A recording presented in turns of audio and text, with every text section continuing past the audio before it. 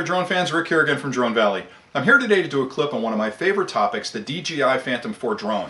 Now normally when I do these clips I'm a very positive guy and I talk about some advanced feature in the drone that makes it cooler than other drones or makes it fun or safe to fly, and those are great, and I do love that drone. But there are a couple of things that have been bugging me since the drone was released, and these are things that I feel like they're mistakes that DJI made with this drone, 5 of them in particular, that they could have corrected. And they just either through oversight or maybe they weren't aware of them, decided not to address them. And I don't for the life of me understand how we can spend thousands of dollars on this incredibly complex flying machine and they can miss simple things like this. So what I'm hoping is that this video inspires you guys to start the conversation around, gee, wouldn't it be cool if these things were in the brand new Phantom 5? Because I know their engineers are deep in a lab someplace on a mountain working on this next generation of drone. And I'm hoping that if we get the conversation started and it gets loud enough, people will start listening to it. Maybe it'll happen with the Phantom 5. So I'm going to go through these in order. I've had a lot of experience with the drone. I've flown it since it was released, and I flew the Phantom 3 before that and had a lot of experience with that one. And these are things that, again, you can correct them with aftermarket products, but I feel like you're spending so much money on this drone, they should have been in the box when I opened it up. So let's get into them.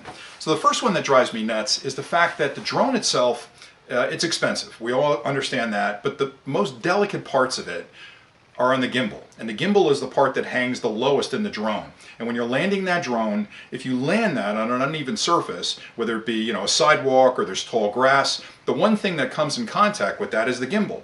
So for the life of me, I don't understand how they couldn't have built in some snap-on gimbal protection. Now you can buy aftermarket kits to bolt onto the drone to do that, but really it's a piece of either carbon fiber or plastic that fits underneath the drone across the feet that wouldn't interfere with the gimbal movement and would protect it if you came down and landed on, say, a rock and you were coming down on either side of the rock wouldn't hit the gimbal and the grass wouldn't hit the gimbal. So it would have made the drone, I think, safer. It would have protected probably what the most expensive part of the drone is the gimbal. So not having a gimbal protection system in there that either we could add later, snap on, snap off if we decided not to use it, just doesn't make a lot of sense for me. And again, there are aftermarket kits you can buy for 15 bucks to do that.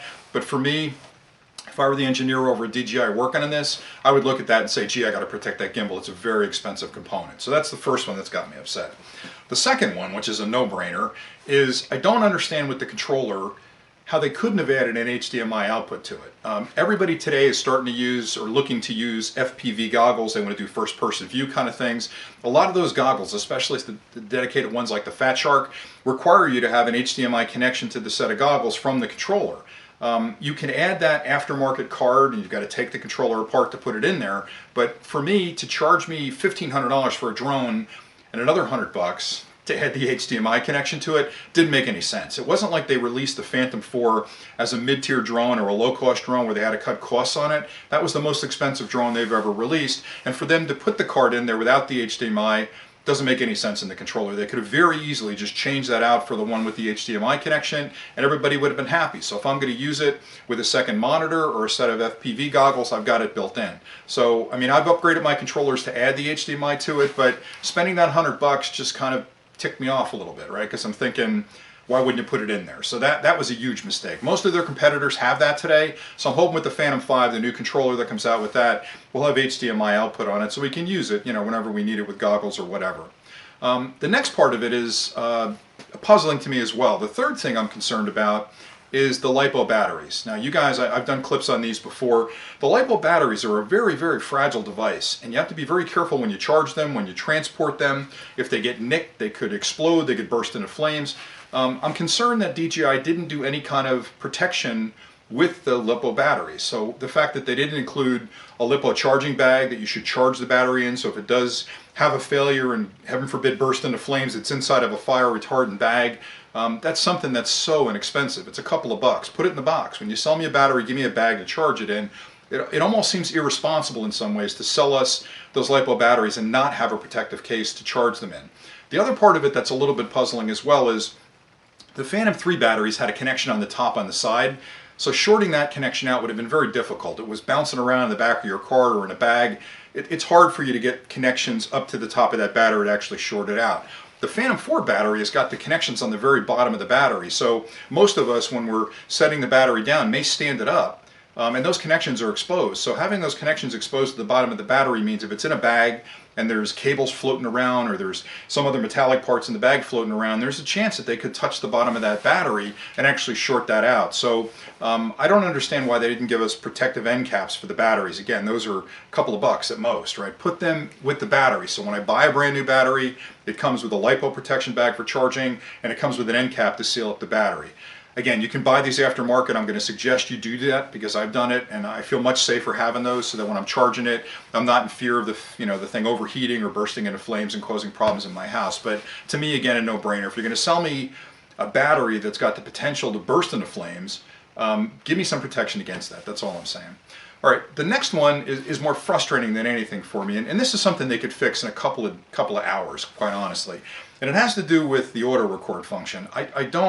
I want to put the drone up and record stuff, right? Whether it be a picture or video, whatever it happens to be. But in the DJI Go Get app, if I put it in record, when I take off, it should just start recording. I shouldn't have to hit the record button to start the recording, because the one thing I forget to do all the time, and I do my pre-flight checklists, is to hit that record button. So I can't tell you how many times I've taken off, done some beautiful flying, 20-25 minutes into it, looked down and realized I'm not recording anything. And then I've got to hit the record, go back and refly that whole flight.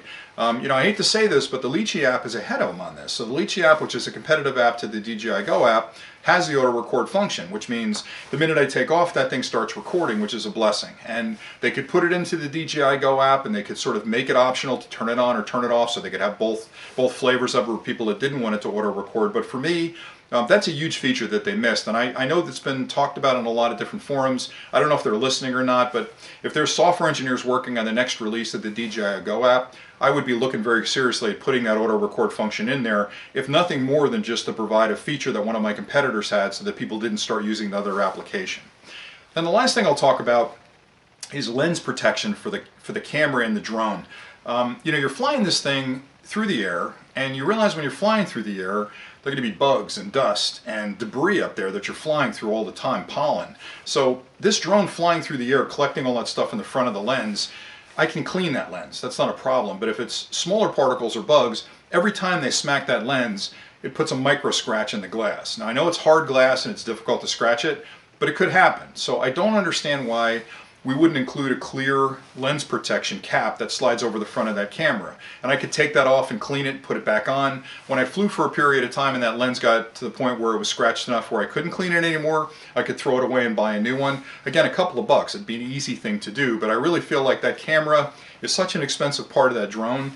There's no way to replace that front glass lens. Once that thing's scratched, you got to replace the whole thing, and it gets expensive. So having a lens that could slip on there that I could pull off, clean, put back on, and if it got scratched, replace it, no brainer to me. So I'm hoping that these 5 things seem minor, and again, if you bought the aftermarket components that make this kind of stuff happen, it's less than 200 bucks. I mean, including the $100 card to get the HDMI working. But for me, if I'm spending that kind of money, it's a premier drone, it's a top of the line, grade A drone, I would expect the manufacturer to look at that and go, these are great suggestions. Thanks so much for bringing them forward. We're going to make these changes for the Phantom 5. So anyway, that's my rant for today. And again, just to end this, I love the drone. I have no complaints about the drone other than what I just complained about there. I think they did an amazing job building this incredible flying machine that's just given me so much pleasure and my family so much pleasure and having so much fun flying it.